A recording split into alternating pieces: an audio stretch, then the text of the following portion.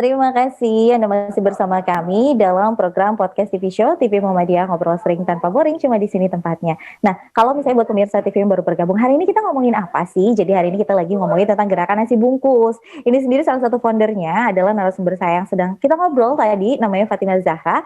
Nah, gerakan nasi bungkus ini cukup sangat positif tentunya karena dimulai dari 2018 berbagi nasi, walaupun dimulai dari uang 50.000 tapi sampai sekarang pada akhirnya bisa menuju sampai yayasan. Saya tadi kan udah diceritain tuh suka dukanya, ternyata sukanya cukup banyak, dukanya juga ada, tapi dukanya pun nggak cuma sekedar duka, tetap ada senang di belakangnya.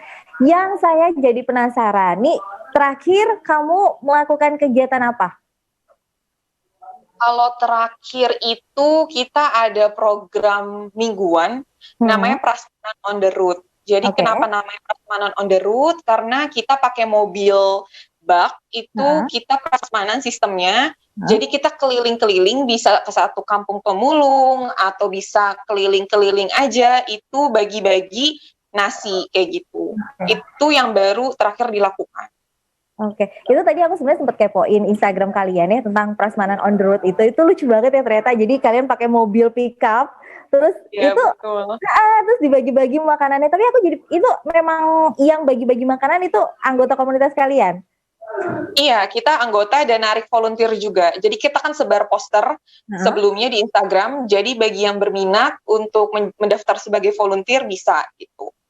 Nah itu makanan yang kalian beli di Prasmanan on the Road itu apa? Kalian memang pesan dari warteg kah atau gimana?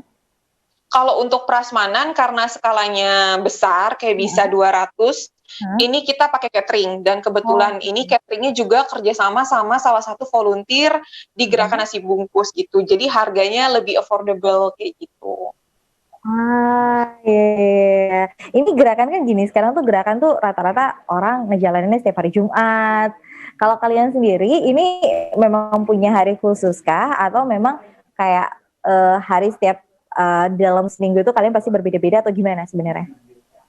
Kalau hari itu kita setiap hari Sabtu, karena kebetulan kan mayoritas di gerakan nasi bungkus itu adalah pekerja. Jadi kita tuh udah pada kerja. Jadi kalau hari Jumat kita masih bekerja. Nah, salah satunya alternatifnya adalah hari Sabtu, kayak gitu. Oke, ini jadi tuh aku juga tadi ngelihat sebenarnya kalau kalian itu gerakannya tuh cukup banyak ya. Kayak kalian tuh nggak cuma sekedar yang ngebagi nasi bungkus, tapi kan juga kayak ada yang ngebantu korban kebakaran. Itu kenapa pada akhirnya kalian jadi kayak melebarkan sayap untuk ya udahlah gitu. Kita bikin komunitas udah positif, segala sesuatu yang memang bisa dibantu, kita bantu aja. Itu gimana ceritanya awalnya? Jadi pada dasarnya, alhamdulillahnya, anak-anak gerakan nasi bungkus itu, saya rasa ya, karena saya juga sebelumnya aktif di berbagai komunitas sosial, tapi di gerakan nasi bungkus ini spesialnya, anak-anaknya tuh selalu pengen belajar, dan mereka itu gak takut akan capek. Jadi kalau dibilang volunteer ya emang bener-bener volunteer kemanusiaan itu mereka gitu. Jadi mereka pengen coba sesuatu yang baru.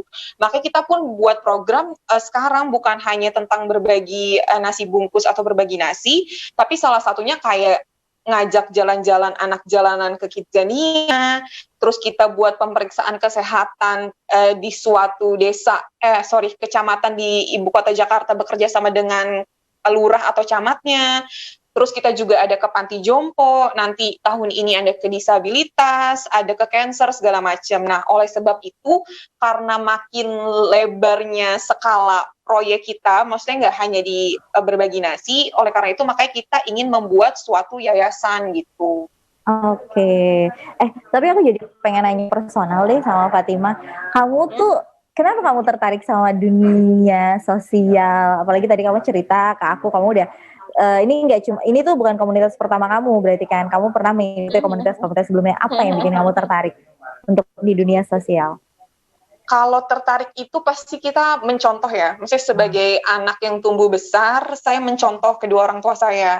Jadi dari saya kecil itu, khususnya ayah itu selalu aktif untuk mengajak anak-anaknya yang biasanya orang tua lain tuh nggak ajak gitu. Jadi dari kecil itu saya udah, kalau saya turun dari kamar tuh ke bawah, tiba-tiba tuh di meja makan udah ada pemulung banyak makan bareng kita gitu. Jadi maksudnya saya mencontoh jadi saya nggak pernah merasa ada gap dengan mereka dan malah seneng gitu kalau untuk membantu. Senangnya bukan karena saya bisa bantu, tapi senangnya karena mereka menerima bantuan kita kayak gitu. Bantuan dari teman-teman semua. Jadi salah satunya adalah mencontoh orang tua, dan kedua itu kalau kita kan pasti paham ya, sebagai manusia itu tujuan kita, Allah menciptakan kita tuh untuk apa. Saya tuh selalu mencari-cari tujuan, sebenarnya Allah tuh ciptain manusia untuk apa sih? Misalnya Allah tuh ciptain Zahra untuk apa?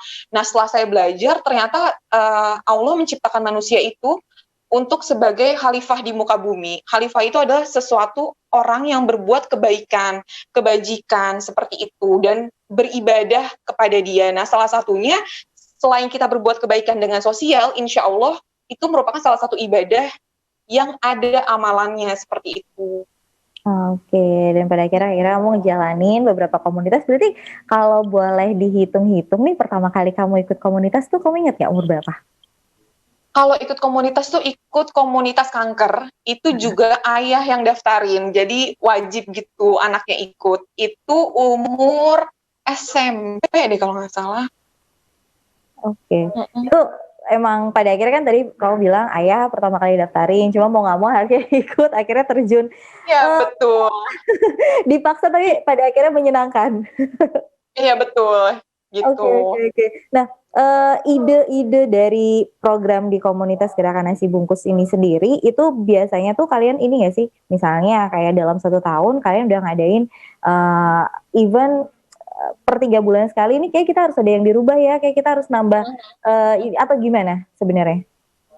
Jadi kan gini, kebetulan ayah saya sendiri juga memantau perkembangan Genabung. Jadi saya selalu konsultasi, saya juga konsultasi orang-orang yang sudah menjalankan komunitas sebelumnya gitu. Dan ternyata selama ini kan yang Gerakan Nasi Bungkus jalankan itu lebih kurangnya adalah program jangka pendek, seperti kunjungan, berbagi, kurang lebihnya seperti itu. Nah, mulai tahun ini kita udah merancang program jangka panjang.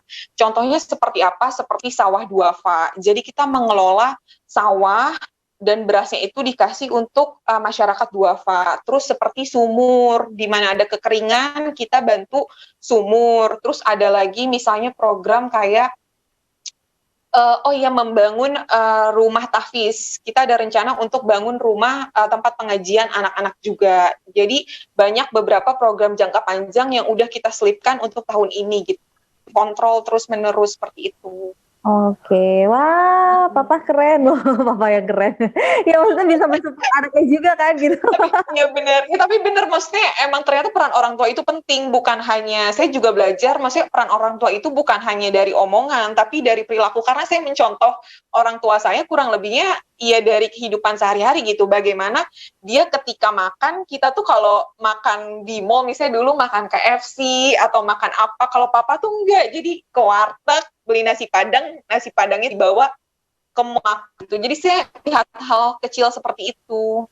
Gitu. Oke, ya. Tapi gini, kalau biasanya komunitas itu kadang-kadang ada beberapa kali event tuh mereka bergabung gitu dengan komunitas-komunitas lain gitu untuk menjalankan, yuk kita bikin yang lebih besar gitu, entah dia 1 tahun sekali atau per 6 bulan sekali. Kalau misalnya kamu sendiri itu ada ngelakuin kayak gitu nggak? Sorry apa? Jadi kan biasanya kalau komunitas itu kan suka bergabung eventnya gitu. Misalnya kayak komunitas. Oh iya. Nah, kamu melakukan itu. Terakhir kamu gabung sama komunitas apa? Ya. Kalau terakhir tuh gabung sama komunitas Jumat sore. Yang untuk POTR itu. Oke. Seberapa sering berarti kalau misalnya kamu tuh gabung sama komunitas-komunitas lain, atau lebih enak untuk menjalanin komunitas sendiri atau gimana? Kalau aku justru lebih senangnya kolaborasi, karena kan kalau untuk zaman sekarang udah gak zaman, maksudnya kita di bidang sosial juga mau persaingan apa yang dikejar dari persaingan. Jadi apa-apa pasti aku duluan yang selalu aja kolaborasi, yuk collab.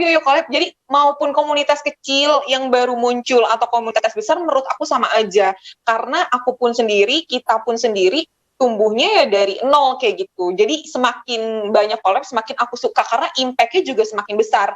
Baik secara dana yang masuk untuk mereka ataupun secara network ya. Networking kan perlu banget. Setuju. Aku jadi penasaran deh. Kamu kan maksudnya ini udah ngejalanin hampir 3 tahun. Pasti kamu punya momen-momen Mhm. yang kamu tuh kayak, "Ih, ini aku nggak bisa lupa banget nih." Momen yang ketika aku ngasih makanan, terus tiba-tiba entah yang kamu kasih tuh entah sedih atau entah haru atau entah kamu langsung dipeluk atau gimana, kamu boleh nggak ceritain ke aku salah satu momen yang kamu inget banget ya sampai sekarang? Kalau momen yang paling aku ingat, ya terakhir yang kurban itu, karena menurut aku itu bener-bener keajaiban gitu loh. Maksudnya jadi pas aku tahu mata kambing itu putih, kan mungkin kita kan sering ya, maksudnya ketemu dengan keajaiban di komunitas.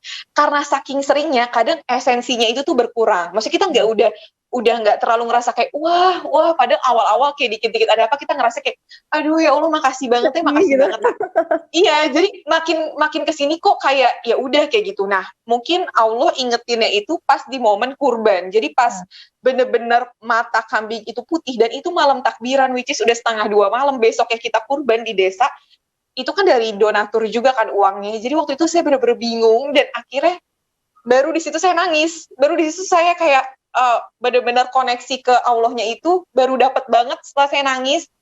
Saya nggak tahu mau ngapain, saya cuma mohon ampun kayak gimana ini gimana, dan akhirnya besok jam 4 pagi ketemu solusinya ya kita beli kurban itu, dan akhirnya kurban yang kambing yang matanya putih yang tadi sempat kita pikir ya udahlah mau dibalikin, ternyata malah sama ownernya itu dijadikan sedekah Disedekahkan. kurban kayak gitu, dan itu kita kasih ke desa lain, dan kebetulan desa tetangganya itu malah dia bilang kalau misalnya di situ dia nggak dapat kurban sama sekali. Jadi cuma maksudnya dari warganya cuma ada satu kambing untuk satu desa. Dan ketika kita datang bawa satu kambing yang matanya putih, justru mereka benar-benar menyambut kayak pengajian, dan kayak kita ngerasa kayak ya Allah ini ternyata satu kambing ini aja berarti untuk satu desa, sampai mereka tuh duduk bareng Heeh. kayak ngaji gitu, kambingnya tuh di tengah-tengah, jadi bener-bener di foto bareng kayak gitu loh, bener-bener kayak momen yang kayak wah ini bener-bener sih, dan kompaknya volunteer pada saat kurban juga luar biasa, misalnya patut diapresiasi Oke, gitu. oke, oke. Itu di desa mana ngomong-ngomong? Desa Pingku di Di daerah Bogor. Oh, wah padahal itu maksudnya masih deket sama Jakarta, tapi ternyata masih ada hal yang kayak gitu ya? Iya, maksudnya bener-bener mereka satu desa yang kita kasih ini yang bener-bener Heeh. cuma dapat maksudnya warganya cuma mampu untuk satu kurban kambing doang gitu. Oke, baiklah. Ya udah nanti kita bakalan ngobrolin lagi nih tentang kalau di pandemi sekarang ini gimana sih kalian tuh gerakannya apa aja. Untuk itu jangan kemana-mana, tetap di podcast TV Show TV Muhammadiyah ngobrol sering tanpa boring cuma di sini tempatnya.